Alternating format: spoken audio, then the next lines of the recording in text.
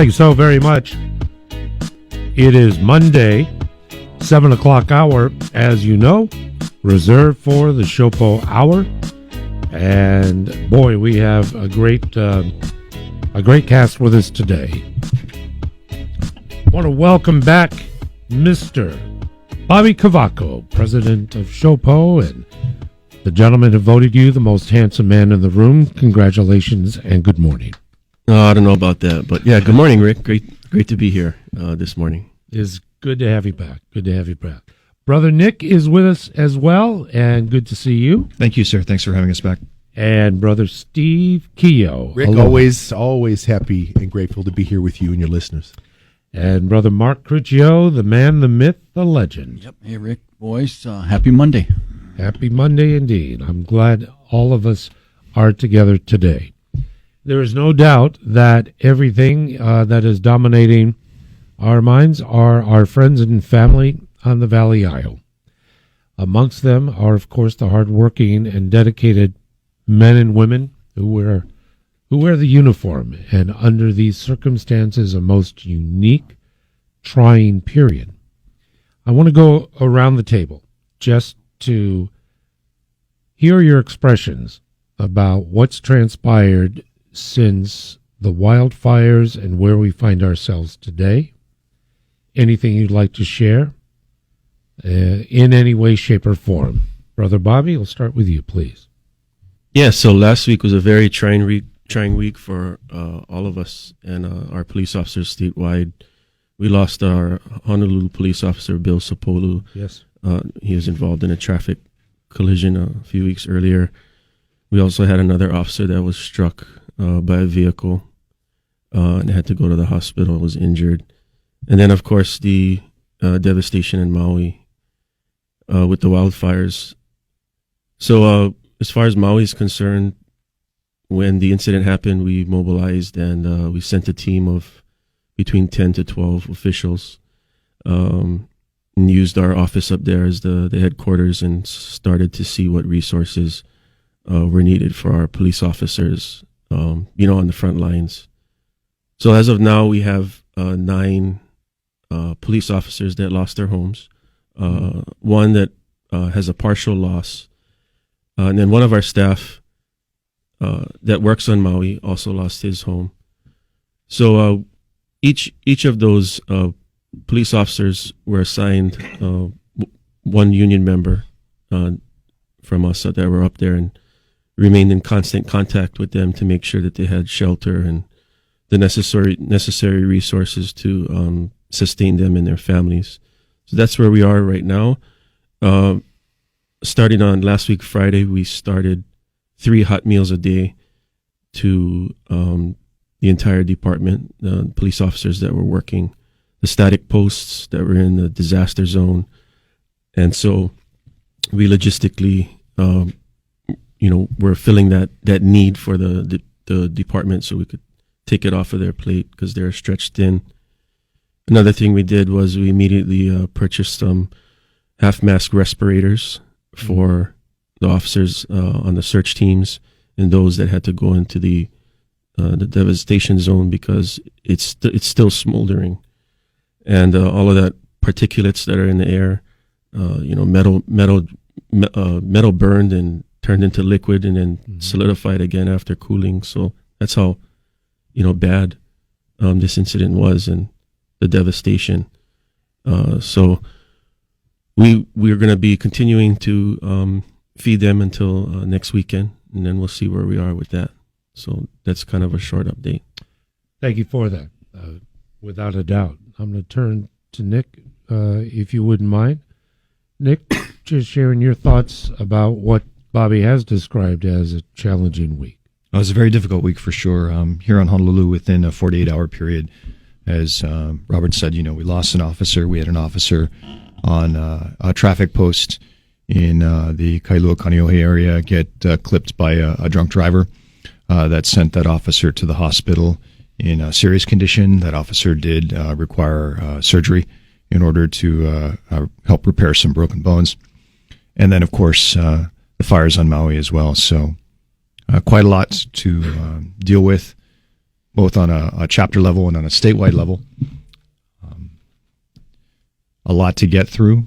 I would like to say to the Honolulu chapter board members that did go, I just really respect all of the volunteer effort that the people from the Honolulu chapter of SHOPO, the directors, the union officials put in order to go out there to Maui on their own time and help out our brothers and sisters out there. Thank you, Nick. Brother Nick, thank you. Brother Steve. Yeah. You know, Rick, in times like this, the union's job, while our members step up to serve the community, it's really the union's job then to try to step up and support our membership. And as Nick and Bobby alluded to, in a short amount of time, as a union, there was a couple challenges sent our way, and we need to rise up and meet them. Bill Sapolu's passing. What a good cop! But you know what? Bill Sapolu was a better man. When Bill Sapolu wore the uniform, he epitomized what it meant to be a police officer. And what I appreciated about Bill is he played music, he sang, he was a husband, he was a father. He really was able to humanize the badge and show that cops aren't just robots and they don't just come and this kind of thing. I just want to put out to the listeners, if we can, Rick, and then I'll segue back to the Maui fires. At Hawaii Law Enforcement Credit Union branches, community members would be able to walk in and simply go to any teller they want and say they'd like to donate to the Sapolu family. Bill was married. He had a beautiful wife, 3 kids. Some of you may know him as a guitar player and singer in Touch of Gold. And he really touched not only people within the police department, but people within the community. So we dealt with that. Then we have the tragedy in Maui, and it's a tragedy. I know Bobby and people that were boots on the ground were saying that the images coming out that we see through social media can't even accurately describe the devastation that's there. And clearly, I think everybody realizes that this is going to be an ongoing recovery project. And the community is going to need help. The first responders that are helping are going to need help. And that's where, as a union, we're going to try to step in and give the community an opportunity to assist some of our officers that lost homes. We're going to try to get some funds raised for them. And then on top of that tragedy, the 2 tragedies I just mentioned, I'd be remiss if I didn't say that we actually on Friday night at the Ala Moana Hotel, we honored our class of 2022 retirees. So amidst the tragedy of the fire, the tragedy of Bill Sapolu passing, we did have an opportunity to come together as a Blue Ohana and recognize the outstanding career and dedicated lives of service to several of our 2022 class retirees. We had individuals that worked between 25 and the longest serving, I believe, was 34 years of service. We had a nice get-together send-off for them, and we were a part of that as well. Excellent. Thank you very much for that. Thank you, Steve. Brother Mark? Yeah, it's been a very, very rough week. But first of all, condolences to the Sapolu and the Taflinger family. Bill Sapolu, like Steve was just saying, what a great human being. You know, the community lost a great soul. And just the way he carried himself. Again, he had a wife, 3 kids. It's just devastating, you know. But, yeah, so condolences to those families. As far as Maui goes, you know, devastation, right? I mean, one word, devastation. And we talked the last show about how first responders, the job just takes the innocence of your soul. Mm-hmm. So with Maui, a whole community's innocence of their souls is gone also, what they had to go through. Just think about that. And what's to come. Yes. And it's heavy hearts. And no matter the conversation, the topicality, what's top of mind, whatever, it just all comes back. Because it's beyond empathy. I mean, empathy is a wonderful trait. But this is personal for all of us. And we're going to take a break. I'd like for you, gentlemen, if you wouldn't mind, through your professional perspective, can describe what is transpiring in regard to on the ground now, and the role and responsibility that MPD, your brothers and sisters, what they have on their shoulders with such a cataclysmic event. If we could do that when we come back, that'd be great. If you're dialed in and would like to chat with our fellas, the boys are in town and they're here in full force. It is the SHOPO Hour. 7:22 in the morning already. It is the SHOPO Hour with brothers Bobby, Steve, Nick, and Mark in studio. And once again, our conversation continues in a couple of different ways. I did mention before the break about the on-the-ground responsibilities that your men and women who serve, I'm trying to get an estimate of what a day in the life would be under these conditions. Bobby, I'll start with you, if you wouldn't mind. What's been communicated to you? What, in your experience, what's taking place with our men and women? Yeah, so it's for MPD, it's all hands on deck.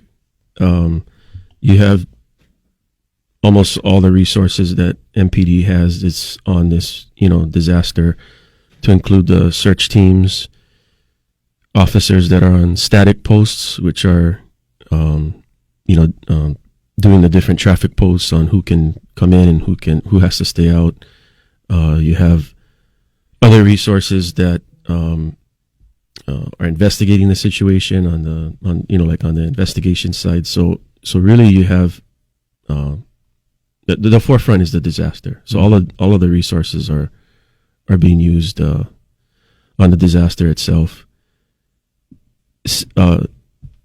As far as other resources, you're starting to see the federal resources come in with FEMA. Now they're on the ground. There's quite a few people, and now you see all of the heavy equipment and all of those resources come in.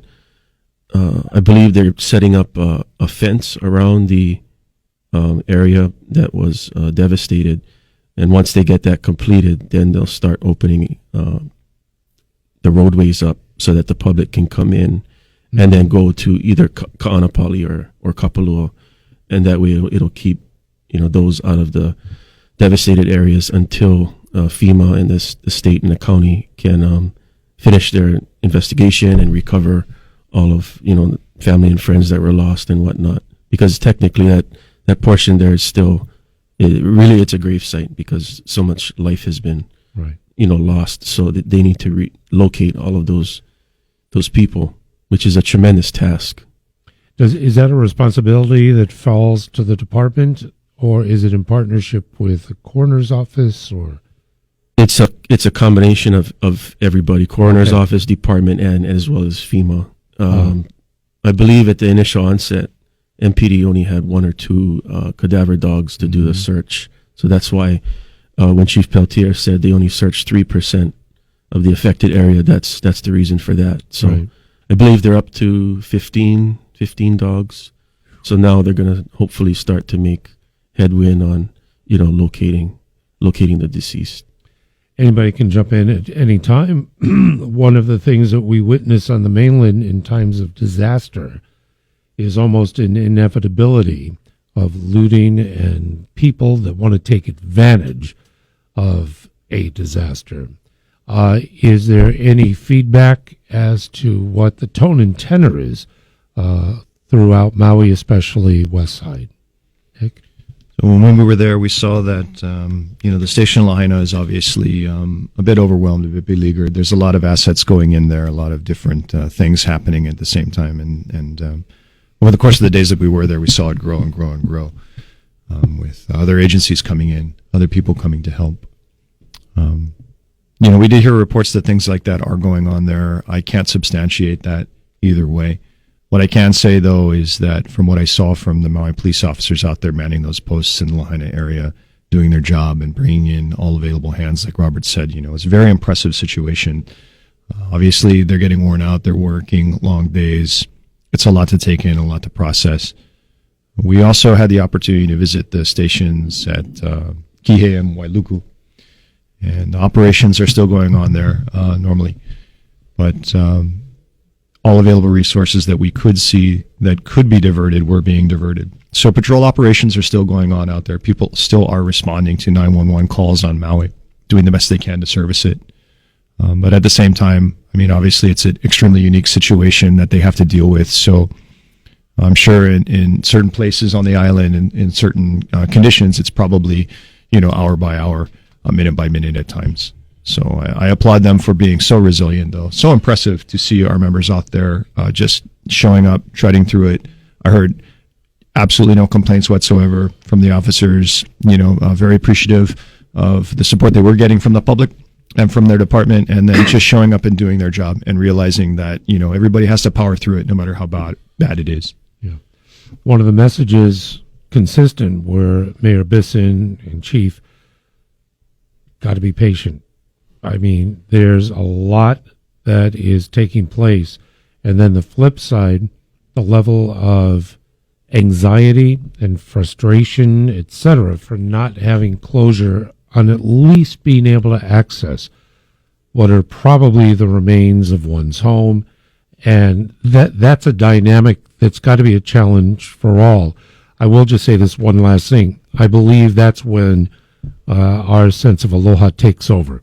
I don't view that. I can't really say that you will see that in many other metropolitan or parts of the country.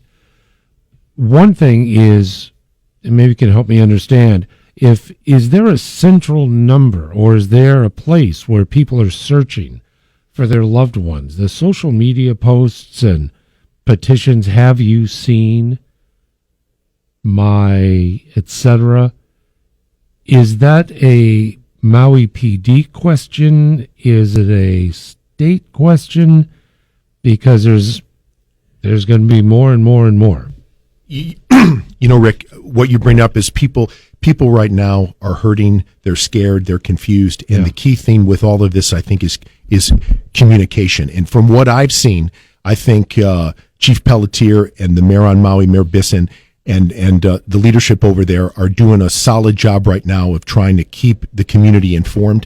I saw a press conference with Chief Pelletier the other day where he was very passionately and very eloquently making a statement, but trying to be sensitive about it, where he explained, and I'm just going to paraphrase, something about the heat of that fire was hot enough to melt metal. Okay, and then we're trying to go in when you talk about finding loved ones, right? Mm-hmm. Finding loved ones. So there's a lot of emotions involved here. Police leadership. You talked about how does everything kind of to navigate, Rick.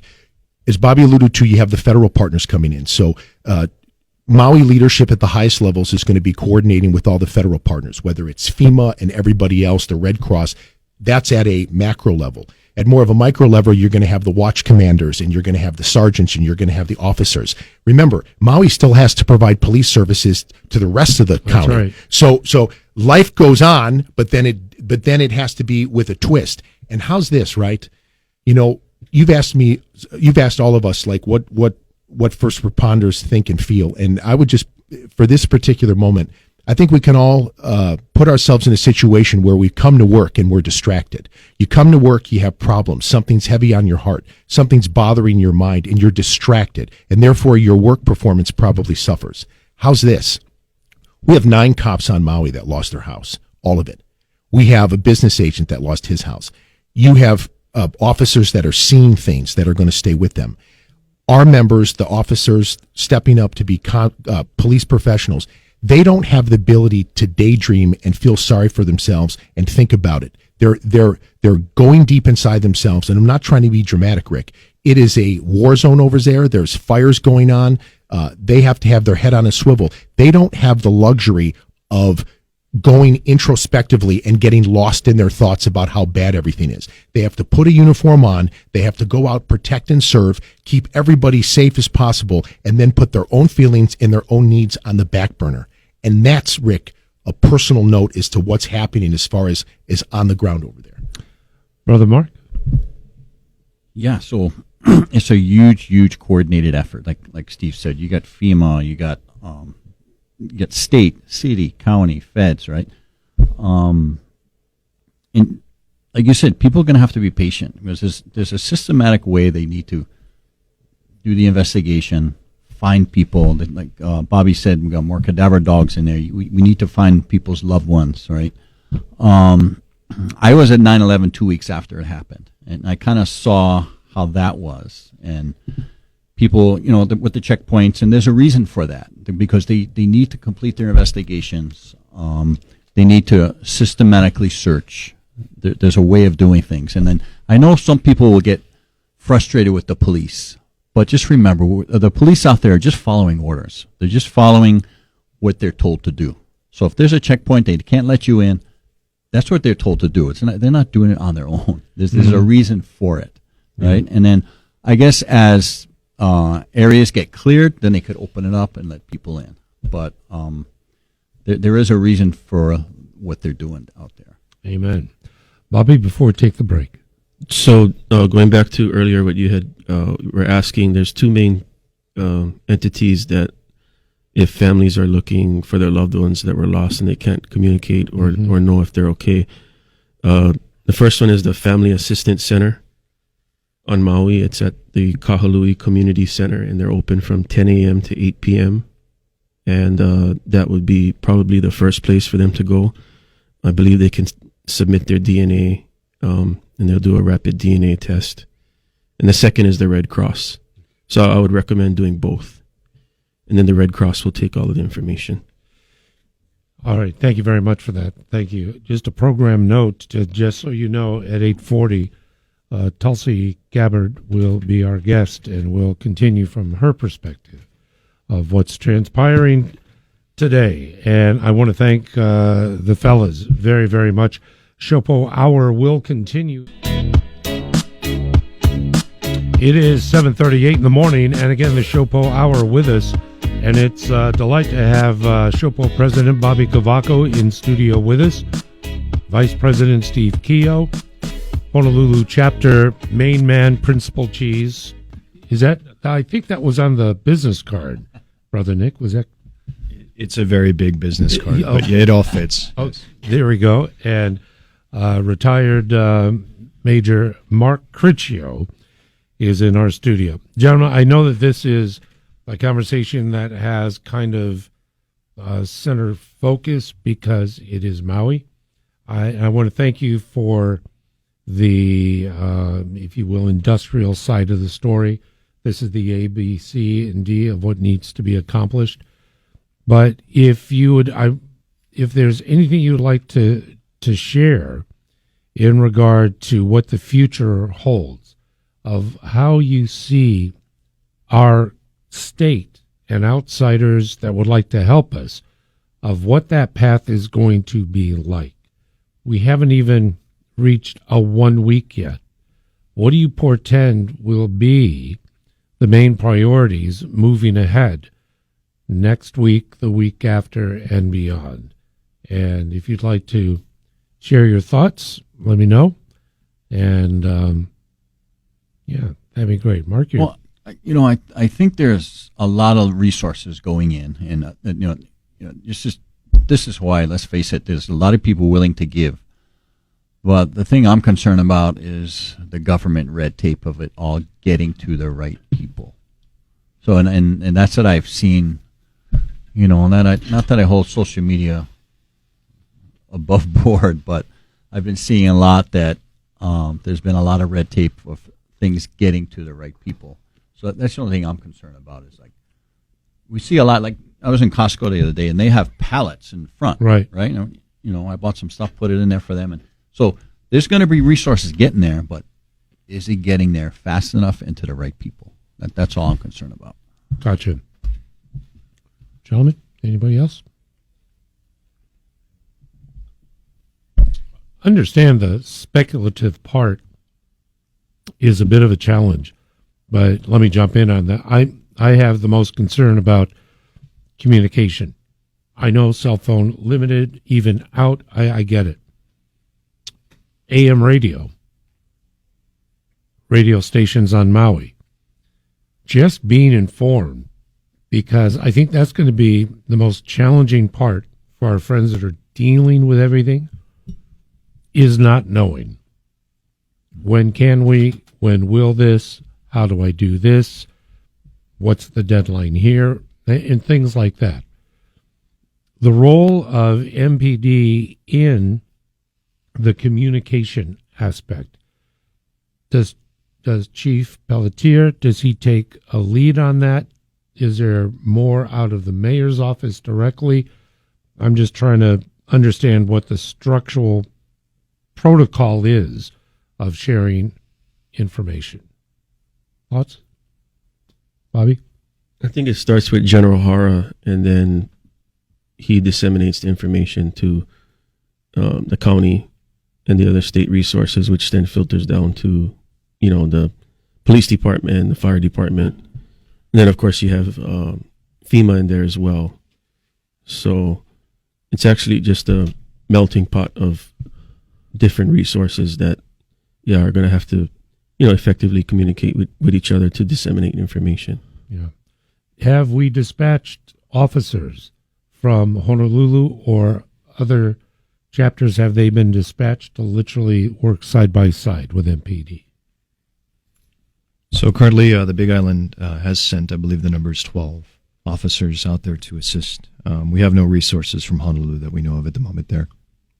Anything in regard to equipment or supplies, anything of that nature from Honolulu? Do we know? Again, unfortunately, we don't know. We don't have that information. Gotcha.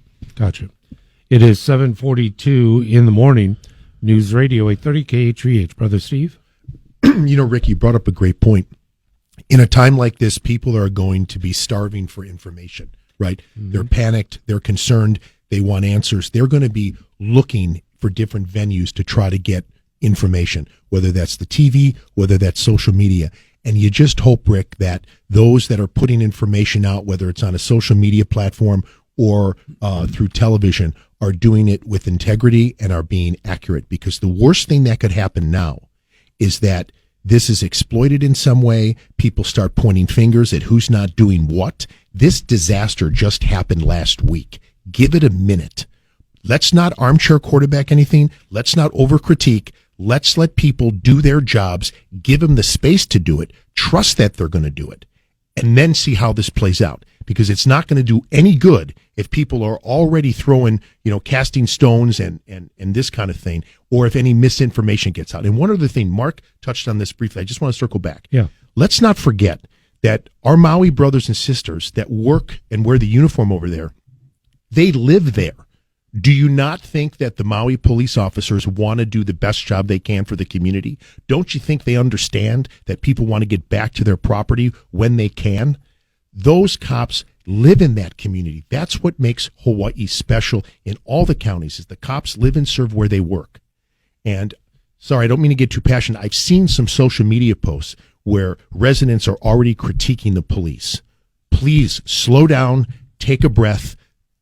You've been through a lot.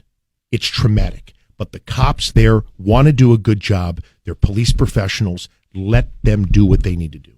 What's the level of staffing? Are we short on officers on Maui as we are here on Oahu, or with the incursion of others to help, other agencies, departments? Are we bolstered? Do we have a good, strong number for our team there? Nick? Well, Maui County, just like all the other counties, as far as police officer staffing goes, is suffering from a shortage to begin with. So that goes without saying, which is something I think we've talked about quite a bit on this show since the inception of the show. From what we observed out there, Maui Police Department's function is essentially to maintain day-to-day police function operations as best as they can, while also maintaining the security of Lahaina to the best that they can before additional assets and resources get in there. We were there when we saw some of those responsibilities transition. So we saw, for example, officers in Maui who were manning the static traffic posts and making sure that people weren't getting too far into zones and so on. Slowly but surely get relieved by National Guard assets. We were there when Maui was the only boots on the ground looking for survivors. We saw federal agencies come in afterwards, slowly but surely.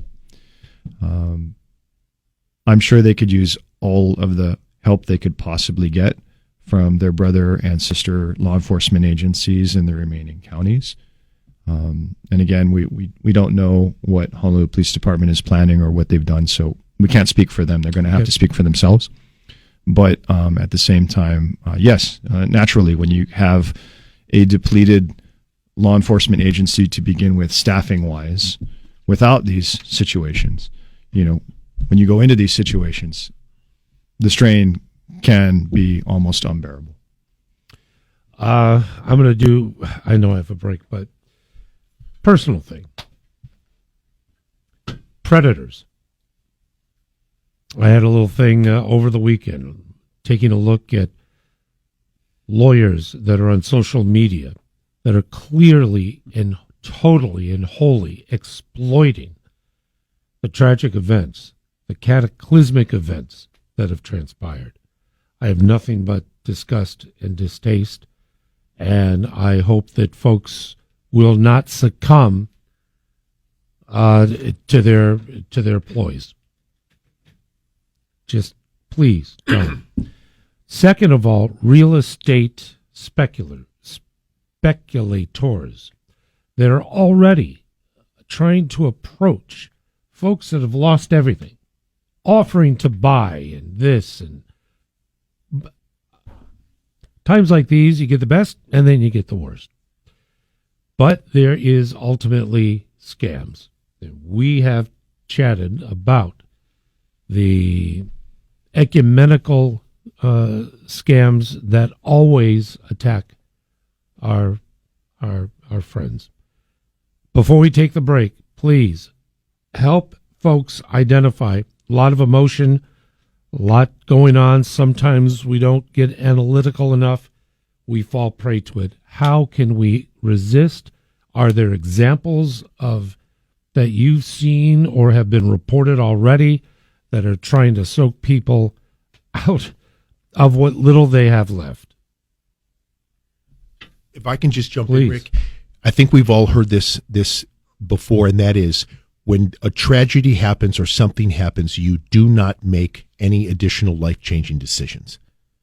People are grieving right now. Mm-hmm. There's mental anguish. There's a lot. Make no decisions regarding finances or anything like that. And just, I'm glad you said something about attorneys and people being exploited. Who can control 60-mile-an-hour wind gusts, 70-mile-an-hour wind gusts? I heard some people trying to throw rocks at Maui PD or something like that, that maybe they didn't have enough firefighters in the area. Stop it. That does nothing. Don't say inflammatory things like that to get people to listen or to buy your media, whatever it is. Do not do that. And thank you for bringing that up, Rick. It's very top of mind, without a doubt. Yep. We're already at 7:50 in the morning. Delighted that Bobby, Nick, Steve, and Mark are with us in studio. 7:53 in the morning. News Radio 830 KHVH. Thank you for being a part of the program. And again, thanks so very much to Bobby, Steve, and Nick, and Mark for being with us. We have just about 5 minutes or so remaining. I want to open it up to anything that's on your gentlemen's minds today, whatever you would like to share in the context of what we chatted about or anything else that you would like. It is already 7:54. I'm going to start with Brother Mark Critchio as our leadoff hitter for this segment, brother. But what would you like to express today? Just everybody, just keep their heart in their prayers with Maui, and if you guys could help in any way, whether it be donations or people over there, or you got boats that could go over, anything, right? Just we're Hawaii, lend a helping hand, just show your aloha. That's just do the best you can do. There we go. Thank you so much, Brother Steve. Rick, there's federal aid pouring in, and the Red Cross and a lot of people in the communities are going to get help. I would just respectfully and humbly ask that if anybody in the community would like to help out the Sapolu family, just to segue, please, if you can, walk into any Hawaii law enforcement credit union, give what you can to assist that family in their time of need. And then as far as on the flip side with our officers in Maui that lost homes and any resources we need to provide our membership over there, we are working diligently on setting up a way if you want to donate to that. In the meantime, if you want to drop by SHOPO, you want to drop off any checks, everything that we get is going to go into our Benevolent Fund, which is at the Hawaii Law Enforcement Credit Union, and we're going to work and do what we can to support the membership that are supporting the community. How do we stay connected with you? Sure. Please visit us at shopohawaii.org. Again, that's shopohawaii.org, Rick, and then from that platform, they can reach us on Facebook, Instagram, and Twitter. Sounds very good. Thank you very much for that, Steve. Brother Nick, if you wouldn't mind, I'd love to hear your thoughts before we go. Yeah, thank you. So, questions. This is a very traumatic time, and it's going to be nothing but questions for a long period of time with not a whole lot of answers. So, what I would say to the people out there, law enforcement, victims, families, those of us who are mourning, those of us who are watching on the sidelines, at the moment, there's a lot that we don't know. So let's just focus on what we do know. Let's just keep ourselves and our thoughts and our prayers. Let's work on what we have, keep what we have, and as time goes on, rebuild from there. There we go. Brother Nick, thank you so much. Brother Bobby, would you mind, please? And what would you like to leave us with this morning? Yeah, so we'd like to give our thanks for, the community, because we know that the community supports law enforcement statewide, and our members are out there on each and every island, day in and day out, to protect the community. And the union, will be there to support our members, and especially on Maui in this difficult time. And we'll continue to do whatever we need to do to assist them, making it through this crisis. And hopefully, once we get the link up for people to donate to those first responders, specifically to Maui and to Officer Sapolu's family, then we'll get that up and running as soon as possible. May I ask before we go, Officer Bill, of course, second officer that was injured, clipped, I believe you mentioned, by a drunk driver? Oh, come on. May we have his name again and how we can help his condition? Prayerfully doing well. The officer's doing well. Again, the officer was hit by an operator of a vehicle early, I believe it was Thursday morning. Went to the hospital, did require surgery. The operator of the vehicle was arrested for OVOII. There is an open negligent injury type case related to it. Given that it is an active investigation, we're not going to comment any further on that. Mm-hmm. But again, three things in a row in a very short amount of time. Absolutely. Bobby, once again, anything else to share? No, we'd just like to wish everybody to be safe and connect later. Sounds good. Gentlemen, thank you so very much, as always. I know that there is a lot on our minds, and there is the fundamental ABCs of our community that take place every day. Battling against crime, incidents on the roadways, which are just befuddling.